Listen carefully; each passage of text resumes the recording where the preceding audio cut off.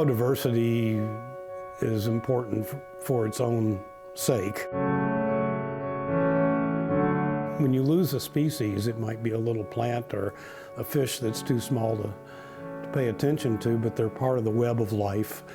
They're part of the network that keeps everything else that we do care about alive, including us.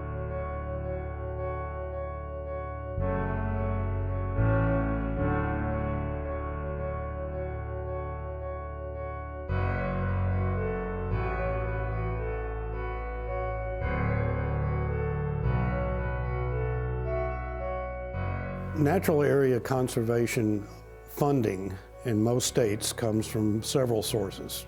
Transfer taxes on when deeds are filed, general fund allocations, bond issues, but the most common program is called the Heritage Fund, which exists in most of the eastern states. And so whatever source of money the state is generating for natural areas gets funneled to a board like that to grant it out for the purposes of natural area conservation, environmental education, outdoor recreation purposes. So it's kind of part of tourism and it's kind of part of biodiversity protection. The most well-known aspect of our funding are the nature plates. You pay $10 extra to get a cardinal or a wildcat or a Cumberland Falls or a butterfly. The next major source is the unmined minerals tax. So a tax on property that's in the form of mineral resources.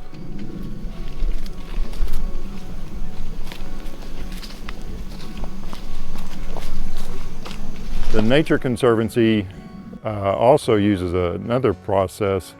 As opposed to simply buying a piece of property and turning it into a nature preserve, there may be land around a nature preserve that you want to protect, but the landowner doesn't want to let go of it. So they might put a conservation easement on that property, keep it from being developed any further. There might be a single home on a property of a couple hundred acres or something like that.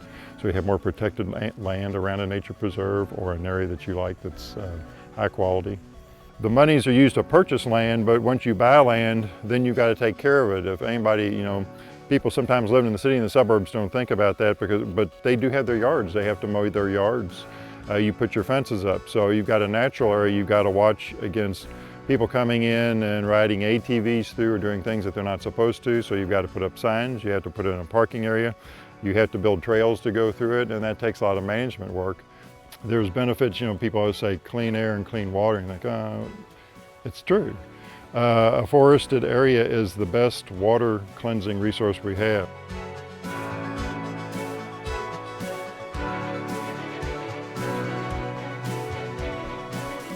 And the Nature Preserves Commission was originally set up to try to save and preserve the 1% of Kentucky we estimated was still in pre-settlement condition. The Heritage Fund is the main tool for funding land acquisition on behalf of these government agencies whose missions are to protect the ecology of the state. If you've got a concentration of rare things that are nowhere else in the state, that little place is special.